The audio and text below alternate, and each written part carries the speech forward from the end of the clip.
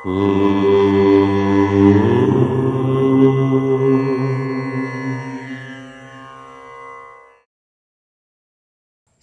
గణేశ శారదా దత్తాత్రేయ సద్గురు పరబ్రహ్మణే నమః.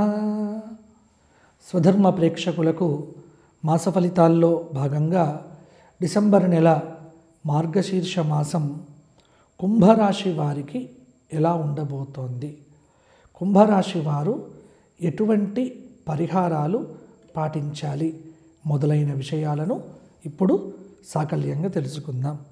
ధనిష్ట 3-4 పాదాలు, శతభిషం 4 పాదాలు, పూర్వభద్ర 3 పాదాలు కలిస్తే కుంభరాశి. కుంభరాశి వారికి గ్రహ సంచార రీత్యా బృహస్పతి 4వ స్థానంలో ఉన్నాడు. కొంత ఆరోగ్య ఆర్థికపరమైన అంశాల్లో కుంభరాశి వారికి ఇబ్బందులైతే ఉంటాయి. శనైశ్చరుడు 1వ స్థానంలో ఉండటం వల్ల కొంత మానసిక ప్రశాంతత ఉండకపోవచ్చు. రాహువు 2వ స్థానంలో ఆటంకాలు ప్రతి పనిలో ఉంటాయి. మాట పొదుపు అవసరము. కేతువు 8వ స్థానంలో కొంత ప్రయాణాలు అధికంగా ఉంటాయి. అంటే కుంభరాశి వారికి ఈ మాసం అంటే మార్గశీర్ష మాసంలో కొంత గ్రహ సంచార రీత్యా అనుకూలత పెరుగుతోంది. రవి, కుజ, బుధ, శుక్రులు దాదాపు 4 గ్రహాలు కూడా కొంత మంచి ఫలితాలను ఇవ్వబోతూ ఉన్నాయి కుంభరాశి వారికి. గృహమందు శుభకార్యాలు తలవని తలంపుగా సిద్ధమవుతాయి. పెద్దల మన్ననలు, అధికారుల నుంచి ప్రశంసలు కొంత ఉద్యోగంలో ఉన్నటువంటి వారు పొందుతారు. అలాగే తలవని కార్యములు నెరవేర్చుట, బంధు దర్శనము కలుగుతుంది. రాజకీయ నాయకులకు పదవులైతే లభించే ఆస్కారం కూడా ఉంటుంది.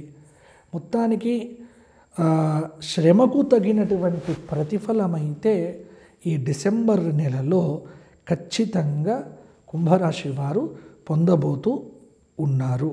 కీలక విషయాల్లో శ్రద్ధ అనేటువంటిది కూడా అవసరమవుతుంది.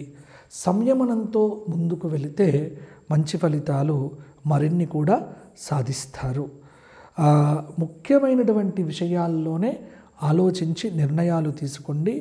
స్వశక్తితో ముందుకు వెళ్తే సత్ఫలితాలు చక్కగా సాధిస్తారు. ఇతరుల నుంచి ఏమీ ఆశించవద్దు.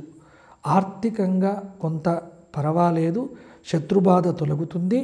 ఆరోగ్యం అనేటువంటిది కూడా పర్వాలేదనిపిస్తుంది. కొంత మాట పొదుపు పాటిస్తే సరిపోతుంది.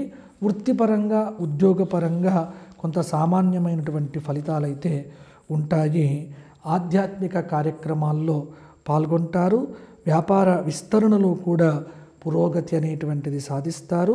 పారిశ్రామిక వర్గాలకైతే ప్రోత్సాహకరంగా ఉంటుంది. కొంత సోదరులతో విభేదాలు రాకుండా జాగ్రత్త పడండి. నిరుద్యోగులకు ఉద్యోగ యోగము కొంత కష్టపడితే లభించవచ్చు. ఒక వార్త డిసెంబర్ చివరి వారంలో మీకు ఎనలేని ఆనందాన్ని కూడా కలిగింపచేస్తుంది. ఆర్థికంగా పొదుపు సూత్రాన్ని పాటించండి. ఏకాగ్రత సడలకుండగా విద్యార్థులు చదువుకుంటే సరిపోతుంది. మీ నిర్ణయాలు, అభిప్రాయాలను కుటుంబంలో అందరూ కూడా గౌరవిస్తారు.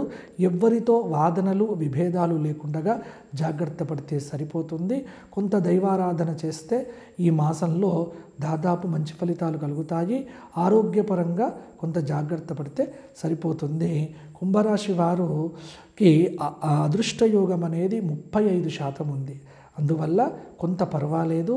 ప్రతి శనివారము శనైశ్చర స్తోత్రము, నవగ్రహ స్తోత్ర పారాయణంతో పాటుగా గురుచరిత్ర పారాయణము, దత్తక్షేత్ర దర్శనాలు చేసుకుంటే ఈ మాసం కూడా మీకు అనుకూలంగానే ఉంటుంది. ఇక ఎవరైతే వ్యక్తిగతంగా సంప్రదించాలనుకుంటున్నారో వారు కింద కనిపిస్తున్న నెంబర్కు ఫోన్ చేయండి. వ్యక్తిగతంగా జాతకం చెప్పడం జరుగుతుంది. అపాయింట్మెంట్ తప్పనిసరి. మరల వచ్చే మాసం కలుసుకుందాము. అంతవరకు సెలవు. జై శ్రీరామ్, జై శ్రీరామ్, జై శ్రీరామ్.